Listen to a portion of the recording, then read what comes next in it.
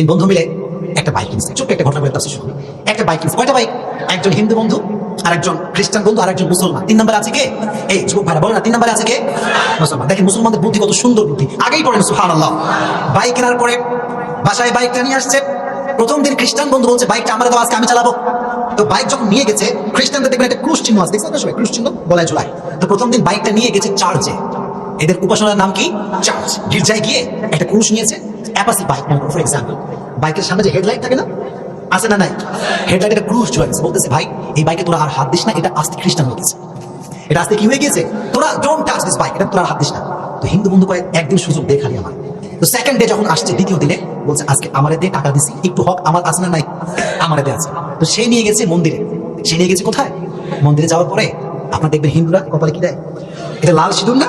তো সে কি করছে, মন্দির থেকে সিঁদুর নিয়ে বাইকের যেই সামনে হেডলাইট ওখানে লাগাচ্ছে সিঁদুর। তো এটা আজ থেকে হিন্দু, তোরা হাত দিবি না, এটা আজ থেকে কি হিন্দু। তো দুজনে খেলা শেষ। এবার কার খেলা? এবার কিন্তু আওয়াজ নাই, যখন কার খেলা? মুসলমান বলতেছে বাবা তোরা তো অনেক কাহিনী করলি, আমার একটা সুযোগ, আমার একটা কি দে, সুযোগ দে। আমি সুযোগটা কাজে লাগাতে পারি না, দেখি। দিবে না দিবে না দিবে না, জোর করে নিয়ে আসছে। এখন মুসলমান নিয়ে আসে, প্রশ্ন করেছে এরা কেমনে মুসলমান বানায়? না আছে ক্রুশ, না আছে আমাদের কাছে কোনো প্রকার লাল কি বলে এটা সিঁদুর, কেমনে মুসলমান বানায়? কোনো বুদ্ধি পায় না। সকাল থেকে সন্ধ্যা বসেই আছে, চিন্তাই করতেছে। যখন সন্ধ্যার সময় আসছে তখন মাথায় বুদ্ধি আসছে একটা। সুন্দর করে হুন্ডাটা নিয়ে গেছে মেকারের দোকানে। মেকারকে বলছে ভাই শোন, এই যে সাইলেন্সারের পাইপ যেখানে ধোয়া বের হয়, এটা কেটে দেয়। এর আগা কাট, আগা কাটলে আওয়াজ কি কম হবে না বেশি হবে? তো কাটার পরে বাইকখান টান দিছে, এমন ভ্যাট ভেরি আওয়াজ, এলাকার লোক সব ঘুম থেকে উঠে গেছে, সব নেমে চলে আসছে। ওই বন্ধুরাও আসছে। ওঠা কি বলতো, তুই কি করছিস এটা? বল বাবা দেখ, প্রথম দিন তুই বানাচ্ছিস খ্রিস্টান, কিচ্ছু বলি নাই।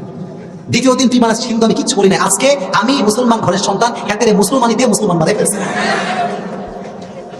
মুসলমানদের যে মেধা, যে তীক্ষ্ণতা, এই মেধাটা কম না বেশি?